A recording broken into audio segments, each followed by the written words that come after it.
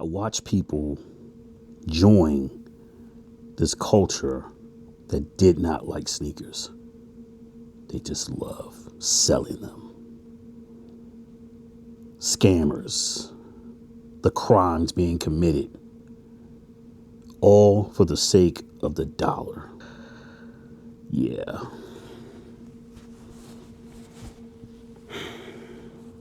I told you it wouldn't last. YouTube. Welcome back. It's the solution for Kickz, back with another video. Make sure you comment, like, subscribe, and tap that notification button so you know when I'm dropping another one of these things. It's been 5 years, you all, since I last dropped a video, and I dropped a series to close out the channel. Oddly enough, a lot of you didn't realize that was my farewell, my swan song to sneaker YouTube. I never left the sneaker culture. I'm never going to leave the sneaker culture. But I left sneaker YouTube. And you might ask, why did you leave the solution? Why? You were on a serious trajectory because you were doing something different that a lot of people refused to do. You would not follow the crowds. You would not go with what was popping with the trend.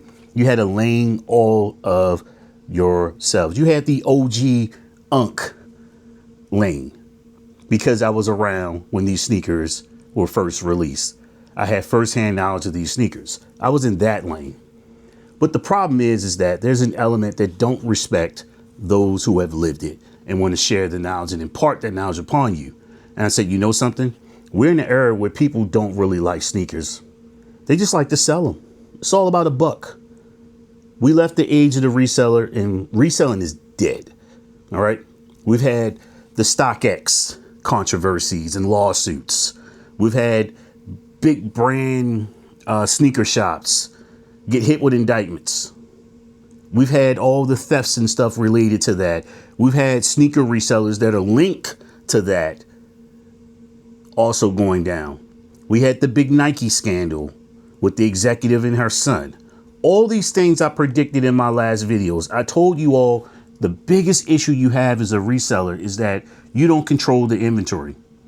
And I'm not talking about the store inventory. I'm talking about what gets placed into the market. You have no control over the market. They let you eat. They let you eat. And they said, you know something?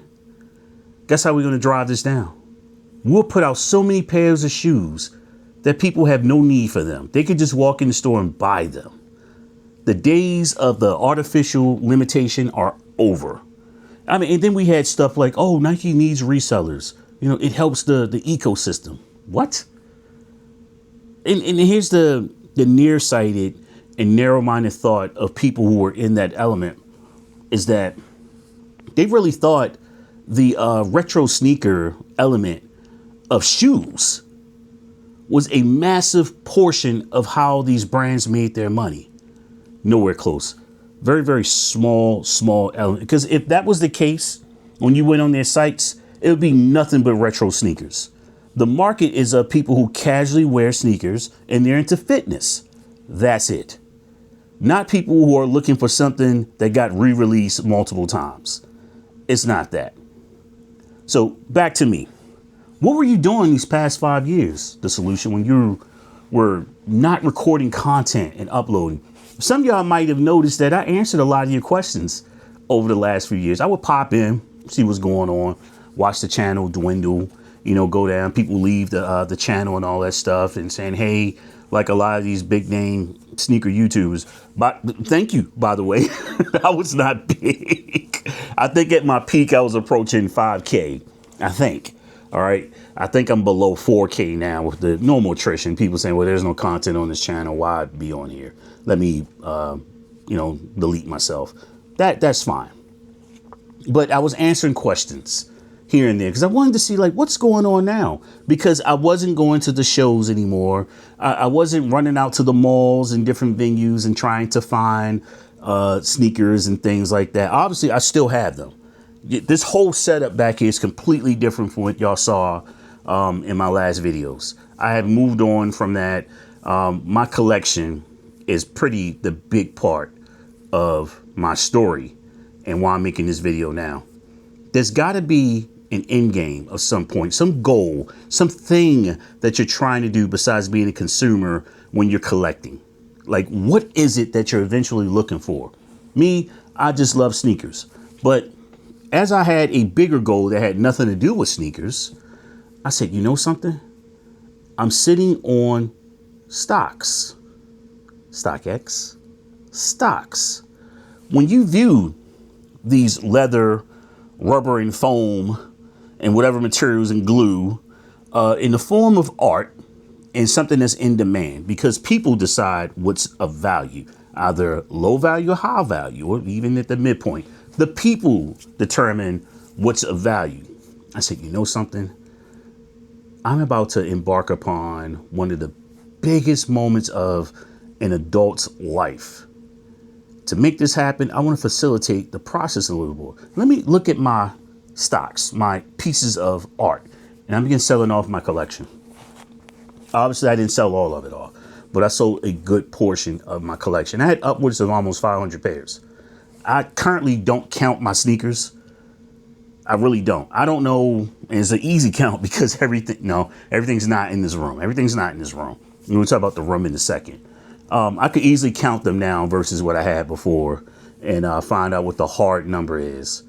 But I used the sell-off of a good portion of my collection to buy my house. That's what the story is all about. When I was stepping away from sneaker YouTube, I felt no regret. No, man, you really could have been something. I said, let's go after the bigger goal.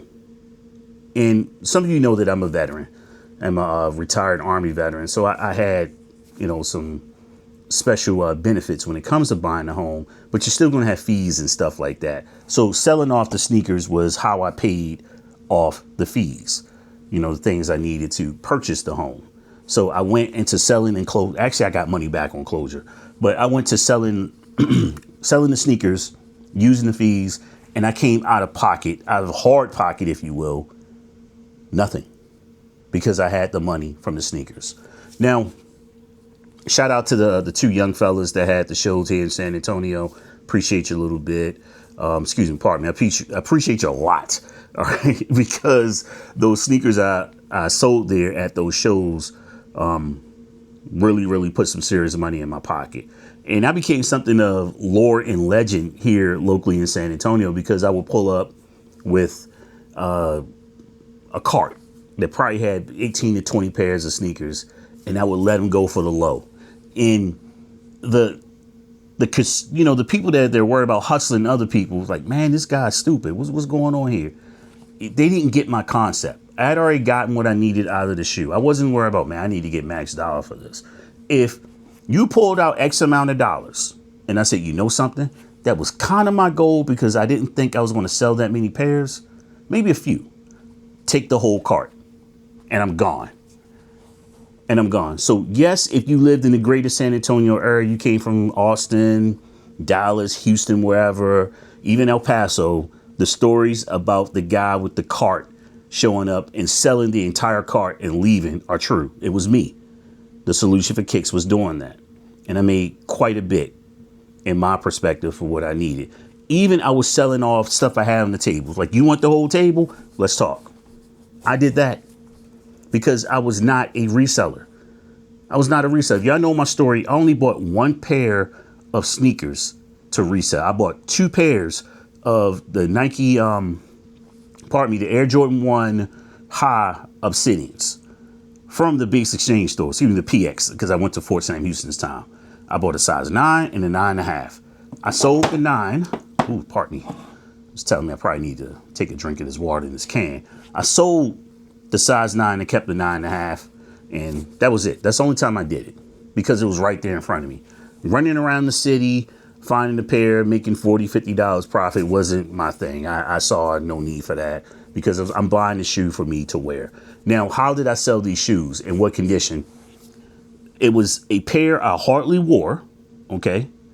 Pairs I forgot about because the collection was massive. It's still pretty big now, but nothing like what I had before. Or just never got around to wearing them. Or I had like buyer's remorse. Like, man, why did I buy these? because I could. All right, because I could, and that's why I did it. And I would let the sneakers go for a good price. You know, usually getting back 75 to 80% of my money, somewhere around there. I never charged like full price for the shoes. People are like, what? I'm not a reseller. I got my use out. It's called depreciation. Once I took the shoe out the box, wore it off out the house, I said the value went down. It's like buying a used car. That's the way I saw it. But I still recoup quite a bit of my money back from doing that. Right now, I probably could not pull that off because the demand for sneakers isn't that high. When I left the sneaker game, people were still going crazy over the Panda Dunks. The Panda, to this day, I don't get why that sneaker was so hyped. A dunk. 95% of dunks aren't made extremely well. You talk about the Air Jordan 1 mid. Y'all know those are some of the biggest videos on the channel. They don't have great material. Same material on the dunk, but you love the dunks because of the hype. And the people were going crazy over the Panda Dunks. I didn't get it. I mean, I could have got them multiple times for retail. I was like, what? Why? Who wore these? All right. What famous person had those on? I didn't even want to do the research. Right. So let's talk about some of the comments I came across on the channel as of late. Y'all know the last few videos I did was the rise of UAs.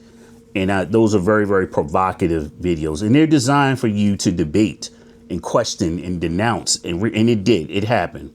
It happened. I pulled people in to get you talking, and it worked. I think one of the videos has like 55,000 views on it or something like that. Because it kind of exploded when I did it. And I walked away. I was like, that's it. I kept getting the notifications from YouTube that I needed to post another video in a certain amount of times. I think it was like 6 months. I hadn't posted anything. I was like, nah, I'm good. I got tempted a few times. I was like, nah, I'm good. I just don't feel like it. I did my part. And the resellers are clearly in the comments denouncing the things that I said. And all those things I talked about happened. It happened 5 years ago. We are right here with what I was talking about. The normalization of people buying unauthorized sneakers or whatever you want to call them. OK, it's happened. The tariff thing happened and exposed a lot of what was going on. All right. Those factories even came out and said, hey, we make these for this, this and that. And y'all know the story. People went crazy. All right. And I'll just sit back and laugh and like, for the casual person buying luxury items, they're upset. If you've been in the sneaker game, you've known about it. You know, it was the loud secret, if you will. That's an oxymoron, but it was the loud secret. You knew how the game went. So all those things I said in there were to get you talking and thinking and preparing you indirectly for what was going to happen with the sneaker culture, because you can't control it. You know, you aren't New Balance, you aren't Nike, all those things. All the sneakers that the current 20-somethings and teenagers are wearing, even some 30-somethings, were laughed at back in the day. They were saw as fitness shoes. They're wearing them. The New Balance, the Asics, okay? People are wearing those. Oh, this is retro style and all that stuff. I'm like, wow, okay. And what it was that people could not get the retro Jordans. So they resorted to doing that. That's what happened. But nobody wants to admit that part. That's exactly what was happening. Oh, there's nothing in here. I'll just get these Asics and style them up. I get these New Balance. All these Unk and Pop shoes you used to talk about, you're wearing them now. The skinny jean phase left. Now you're doing the baggy thing, the 90s back when, you know, I was a little young buck out there doing my thing. All that styling is coming back. You know, the Timbs with the shorts. That's from my era. It's okay. You know, that's emulation is a massive sign of flattery. Massive. So you're welcome. All right. I've talked about this enough. Will I do another video? We'll actually review some sneakers. There's plenty to review back here. Plenty. I was still buying sneakers, but not on the level of when I had the channel, when I was really interested in finding stuff. Now it's just stumble upon people I have Cement 4s up top. The Columbia 11s, they're up there. The Aqua 8s. You name it. I have those sneakers. I was still buying, but I wasn't like getting up and, man, those released. What's coming out? I wasn't doing that. I would just be out, on my lunch break or something after work. And oh, yeah, I get those. Because they were there like it used to be. When I was coming up, you could just walk in the store and buy a shoe. You didn't have to hit on a raffle or buy some, funky reseller, their shoes. You didn't have to go through all that. You just go in the shoe, buy, walk out. You might have a little line, whatever. Sometimes it just is there. Yeah, we got your size, and you get it for retail. That's the way it's supposed to be. All right, not dealing with these greedy people out here. All right, that really don't like sneakers. They just like the fact that they can sell them. All right. And now a lot of them, to close this out, a lot of them are mad because Jordan Brand is releasing some very, very rare sneakers like the Ben series. They're releasing those. And it's like, oh, no, I was waiting for this. No. Wear your shoes, people. Wear them. That's what they're for. All right. Yes, you can consider them art and stuff like that and everything. Like even I did that. I was like, man, this is a beautiful sneaker. I'll just keep it there for a while. But then the reality of, hey, they're going to crumble at some point. You got some Jordan 3s, you know what I'm talking about. You got some Jordan 4s, you know what I'm talking about. That EVA foam will crumble on you. Wear your shoes, people. Wear them. Enjoy them. They're going to bring them back. Some of the sneakers have been re-released, a couple of times in the last 5-6 years. Just be patient. They'll come back around. It's okay. But I'm the solution for the solution for Kickz. And thanks for tuning in again. All right. If y'all going to welcome me back with wide arms and go, oh, man, this guy, he's back. This old here, he's back. I'm cool with that, too. All right. I'm cool with that, too. But it feels good and it feels odd to make this video.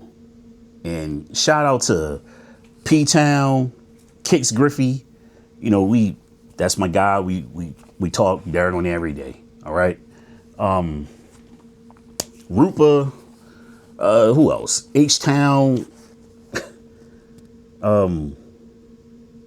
Rod Steele. If you're still out there, Rod, what's up, man?